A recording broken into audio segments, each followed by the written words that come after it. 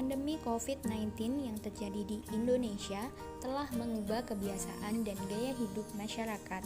Sesuai dengan anjuran pemerintah, masyarakat melakukan social distancing, di mana masyarakat dihimbau untuk tidak pergi ke tempat yang ramai dan selalu menjaga jarak aman. Akhirnya, pusat perbelanjaan ditutup, masyarakat mulai beraktivitas dari rumah saja, permintaan menjadi menurun, dan kebanyakan bisnis tidak dapat beroperasi seperti biasanya. Dalam situasi ini, pelaku usaha perlu memutar otak agar mampu menjaga bisnis tetap stabil saat permintaan sedang menurun. Nah, agar dapat menyusun strategi yang efektif, yuk simak 4 strategi agar bisnis tetap tumbuh saat pandemi COVID-19. Yang pertama, kreatif melihat peluang bisnis. Pada dasarnya, berbisnis berarti menjual solusi permasalahan yang dialami konsumen kita.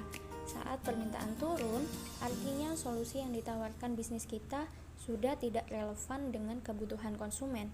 Di saat seperti ini, kita perlu berpikir out of the box dalam melihat peluang bisnis yang ada. Karena menjalankan bisnis seperti biasa tanpa beradaptasi terhadap keadaan pasar tentu bisa merugikan kita. Yang kedua, ikuti tren belanja konsumen. Perilaku belanja konsumen Indonesia saat terjadi pandemi tentu berubah karena konsumen tidak banyak beraktivitas di luar rumah, seperti halnya aktivitas berbelanja. Konsumen tentu ingin mendapatkan produk yang berkualitas dan terjaga keamanannya tanpa harus keluar rumah. Hasilnya, penjualan akan berpindah dari toko fisik ke toko online. Sehingga untuk mempertahankan penjualan, pelaku usaha sebaiknya pindah atau beralih ke toko online. Yang ketiga, jalankan strategi marketing in crisis. Di situasi rentan seperti ini, usaha pemasaran dan komunikasi berperan penting dalam mempertahankan kestabilan bisnis. Untuk menanggapi pandemi COVID-19, bisnis dapat menyampaikan apa saja usaha yang dilakukan untuk para konsumen dan masyarakat pada saat krisis terjadi. Strategi yang dapat digunakan seperti melakukan delivery dan menyalurkan melalui e-commerce yang bertujuan untuk membantu konsumen untuk tetap aman saat berbelanja.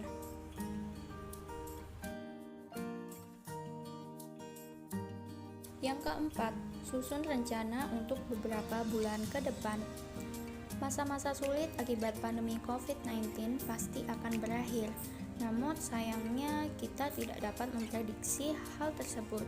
Daripada hanya berharap dalam ketidakpastian, ada baiknya kita menyiapkan rencana untuk beberapa bulan ke depan.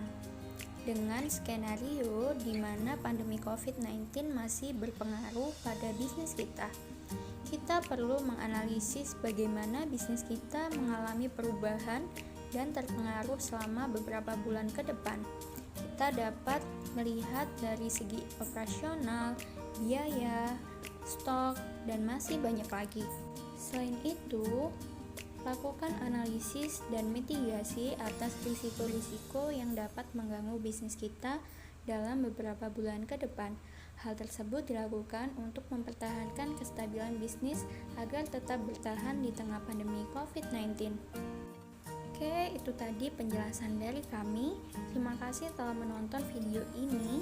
Semoga dapat bermanfaat bagi kita semua. Jangan lupa stay safe and stay healthy. Bye-bye.